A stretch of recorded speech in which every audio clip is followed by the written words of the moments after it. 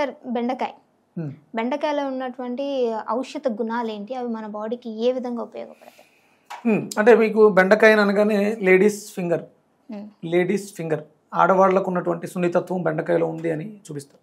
ఒరిజినల్గా అది మన ఎక్సోక్రైన్ గ్లాండ్ సిస్టమ్, నోట్లో ఉన్నటువంటి శోషరస వ్యవస్థ. అంటే ఒక పదార్థం అంటే విక్రమాదిత్యతో వీడియో చేయాలి అనేది ఒక నాలెడ్జ్, తద్వారా అంటే అడగడం ద్వారా నాలో ఉన్నటువంటి విజ్ఞానాన్ని తెలుసుకోవాలి, నేను నేర్చుకున్నటువంటిదని, పదార్థంలో ఉన్నటువంటి పోషక విలువల్ని తెలుసుకోవాలనే నాలెడ్జ్ బెండకాయలో ఉంది. ఇప్పుడు మీరు కాల్షియం కావాలి, కాల్షియం ఎందులో దొరుకుతుంది? పాలలో దొరుకుతుంది. పాలు తాగుతున్నాం కాల్షియం ఉంది అని, కానీ ఆ కాల్షియంని మీ సిస్టమ్ తీసుకోవట్లేదు, చెడిపోయింది. ఎక్సోక్రైన్ గ్లాండ్ సిస్టమ్ చెడిపోయింది. శోషరస వ్యవస్థ అనేది సిగ్నలింగ్ టెస్ట్ పనిచేయట్లేదు. మన శరీరంలో సిగ్నలింగ్ సిస్టమ్ పనిచేయట్లేదు.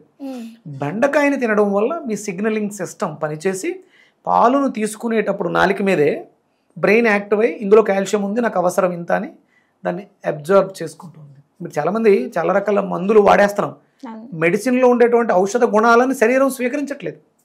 ఆ స్వీకరణ శక్తిని కోల్పోయాం. అది బెండకాయ ఎక్కువగా తినడం వల్ల మళ్ళీ వస్తుంది.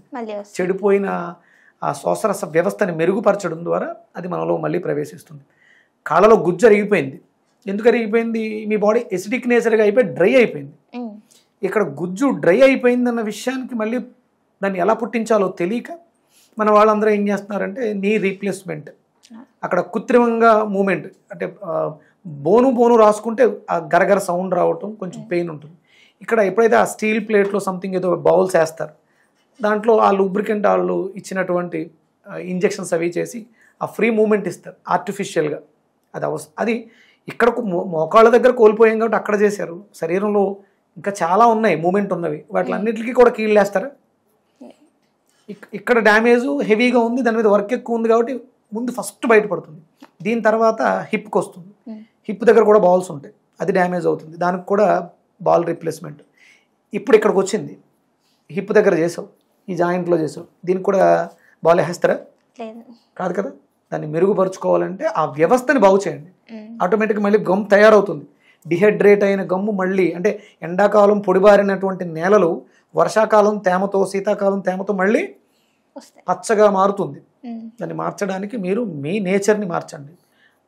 అంటే లేడీస్ ఫింగర్ ఎందుకన్నారంటే బెండకాయలో ఉన్నటువంటి సున్నితత్వం మన శరీరంలో ఆ సున్నితత్వాన్ని తీసుకొస్తుంది. బెండకాయలు బాగా తీసుకునే వాళ్ళ స్కిన్ చాలా పఫీగా ఉంటుంది, స్మూత్గా ఉంటుంది, మృదువుగా ఉంటుంది. అందులో జిగురు ఉంది కదా, లోపల ఉంది జిగురు, దాన్ని కట్ చేసి నీళ్ళలో వేస్తే ఆ వాటర్ అంతా కూడా జిగురుగా మారిపోతుంది. అంటే సరే ఈ మధ్య అంటున్నారు ఓక్రా వాటర్, నిజంగానే ఇది ఉపయోగపడుతుంది అంటారా? ఇది ఇప్పుడు వెస్ట్రన్స్ ఓక్రా వాటర్, కానీ మనకి బెండకాయ పులుసు ఎప్పటి నుంచో ఉంది. అవును, ఎప్పటి నుంచో తినమన్నారు. బెండకాయ పులుసు తినడం వల్ల అద్భుతమైనటువంటి ప్రయోజనాలు. బెండకాయ వేపుడు ఉంది.